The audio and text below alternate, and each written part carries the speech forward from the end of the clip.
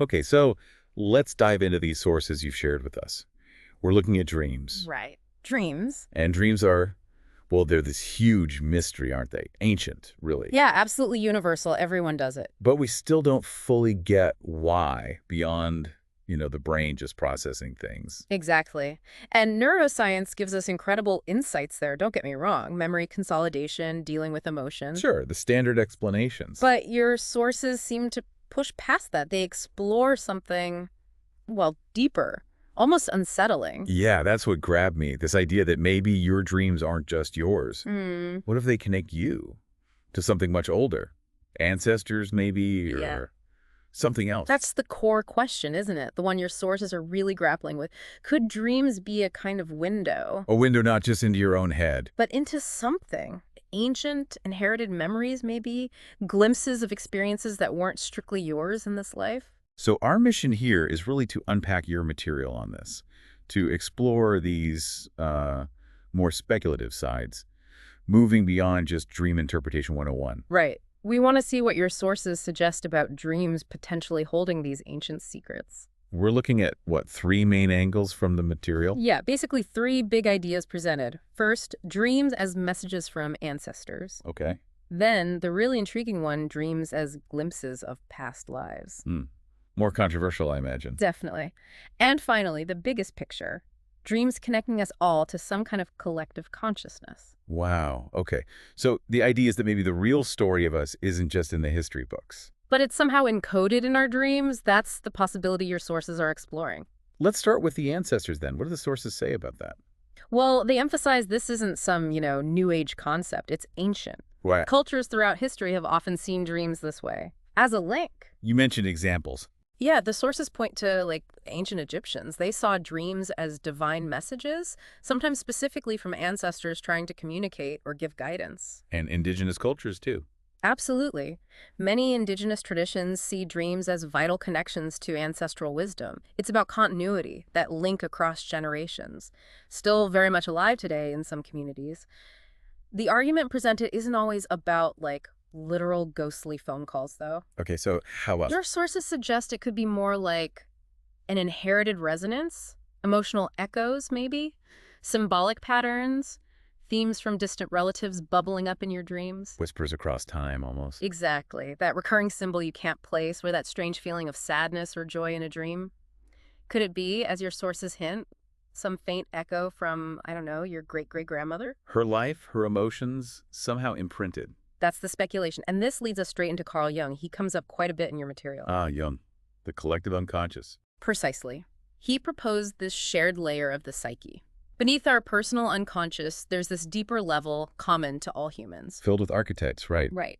Universal patterns. The hero, the shadow, the wise old man, the nurturing mother. You find them everywhere. Myths, folklore, And dreams. and dreams across all cultures. Jung saw these, according to your sources, as the symbolic language of our shared human experience. Maybe they are the ancestors, not literal ones, but the psychological heritage of our species. That's a different way of thinking about ancestral connection. It is. Now, we have to be clear, and your sources acknowledge this, mainstream science has solid explanations. Based on the individual's life. Yes, dreams mainly process our daily lives, our memories, our feelings, brain function. Well, But as your sources stress, the persistence of these other ideas and ancestral links, etc., across so many cultures for so long, it suggests something deep in us feels connected to more than just ourselves. an intuition, maybe? Perhaps. And those specific dream examples in your material, the ones that feel profound but totally unrelated to your day-to-day life, they're presented as hints, little whispers. That uncanny familiarity you sometimes get in a dream with something you've never actually seen or felt before. Could that be it? That's the mystery your sources point to? It keeps that door open? Okay, so from ancestors, where do we go next? You said past lives. Yeah, now we're moving into even more speculative ground based on your readings. The idea that dreams might show us glimpses of previous lifetimes. Tied to reincarnation, obviously. Right. If some part of consciousness carries on, could dreams be where fragments of those past lives surface? What kind of evidence or anecdotes do the sources offer for that? Because it seems like a huge leap. It is, but the sources share some compelling stories. One account describes someone dreaming repeatedly about a very specific kind of obscure historical place, never been there. Okay. But the details in the dream architecture, layout, later turned out to be historically accurate when they researched it. Hmm. Interesting. Another type of story involves children reporting very detailed memories in their dreams. Things about historical events, people, places they just couldn't know about. And sometimes strange skills or languages popping up. Exactly, that's mentioned too.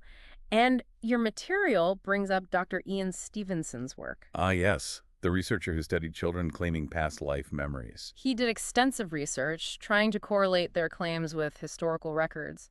But importantly, your sources are careful to note the scientific skepticism. Understandable. Methodological concerns, ruling out other explanations. Absolutely.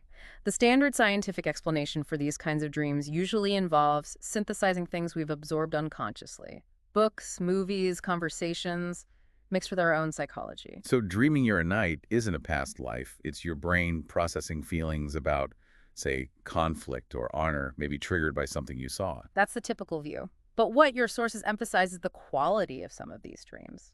Why the past life idea hangs on. What do you mean by quality? They're described as incredibly vivid, emotionally charged in a way that feels alien, yet deeply familiar, and containing specific, sometimes verifiable details that just don't seem to fit the dreamer's current life experience. So it's the intensity and the specificity that makes people wonder. Right. That recurring dream about, I don't know, being a specific peasant in medieval France, feeling this intense, inexplicable grief. Yeah. How does the standard model fully capture that feeling, that specificity? That's the question posed. It definitely pushes at the edges of how we think about memory and identity. Could imagination or symbolism sometimes be more? Could it be the mind trying to make sense of information from outside its current life? That's the suggestion in your material. So the implication is kind of unsettling, isn't it? It is. Your sources talk about carrying echoes, unresolved stuff, traumas, joys, maybe unfinished business from other lives, potentially surfacing when we sleep. A psychological inheritance from yourself, but in another time. That's a wild thought. It really is. And that leads us to the third and broadest idea in your readings. Which is? Dreams connecting us to a collective consciousness. A shared human mind, almost. Okay, expanding on you again. Sort of, but maybe framing it as more active. Yeah. Less just a repository of symbols, more like a shared mental space we tap into. How would that work? Your sources talk about those universal symbols, again, the snake, the tree, the great flood, found in dreams everywhere. Right. Are they just personal metaphors reflecting common human experiences?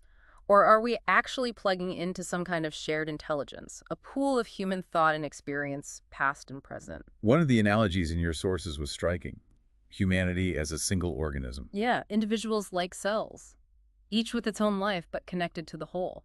And dreams could be communication, processing within that larger entity. That's a huge concept. Does it connect to things like collective dreams? That's a question your sources raise. Do dream themes shift across populations during major global events? Like, did collective dream content change during the pandemic? Or during big social shifts?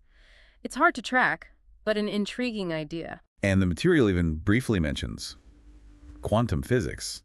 That seems like a stretch. It does, and your sources are cautious. They touch on highly speculative ideas about interconnectedness at a fundamental level and whether consciousness might operate like some kind of non-local field. A field our minds tap into. Potentially. It's presented as very theoretical, a far-out possibility sparked by these dream ideas, not established science. Okay, but the implications, even without quantum physics, they're pretty profound. And maybe a bit eerie. Definitely eerie. If you're accessing a collective consciousness, what's in there? Millennia of human wisdom, creativity, sure. But also collective fears, traumas, unresolved history. Wow. It makes you think about things like feeling like an old soul, or really intense deja vu. Or even shared nightmares during crises. Your sources suggest maybe these aren't just individual anxieties mirroring each other. Maybe it's tapping into that shared ocean of human experience, the turbulence within it. An ocean we're swimming in when we sleep. Perhaps. And the secrets in that ocean, if it exists, could tell us something fundamental about being human. Our shared past, our interconnectedness. Okay, so let's try to pull these threads together. We've got ancestral echoes, possible past life glimpses, this vast collective consciousness. all suggesting dreams are more than just nightly brain cleaning. Right. Your sources build a case through anecdotes and interpretations that dreams might operate on multiple levels. And while science gives us the essential baseline processing, personal stuff, brain function, these other possibilities, rooted in human experience and history, they just won't go away. Exactly. They keep resonating. Your sources seem to lean towards a both-hand view, perhaps. Dreams are mostly about your day, your feelings, your memories. But sometimes, Sometimes, maybe when the veil is thin, we touch something deeper, older, more connected. and that's a really arresting idea highlighted in the material, isn't it? The consciousness, especially when we dream, might not be as isolated as we think. The boundaries might be more porous than our waking minds like to believe. Between you and me, now and then, maybe even between different lives. So the big question remains, do dreams hold humanity's ancient secrets? Based on your sources, it's still a magnificent mystery. Science provides crucial pieces, the how of brain activity, the personal psychology. But it doesn't fully capture everything, does it? Yay. Not those really strange, profound experiences your sources describe. No. And that's why these deeper, maybe even mystical possibilities persist. Jung's ideas offer a kind of bridge, maybe? Even if not literal past lives or ghosts. Maybe dreams connect us to universal human patterns, timeless themes. Which makes sense, given how dreams have influenced everything. Art, invention, spirituality, for millennia. They're so personal, yet everyone does it, a uniquely shared human experience. Thinking about all this, the ancestral links, the past lives, the collective mind, have you, listening right now, ever had a dream like that? A dream that just felt different, like it carried a weight from somewhere else, a message, or a glimpse into another time, another place, a feeling that wasn't quite yours. Because maybe, as your sources provocatively suggest, the greatest ancient secrets aren't buried out there somewhere. Maybe they're right inside your own mind, waiting to be uncovered one dream at a time. What will your dreams reveal tonight?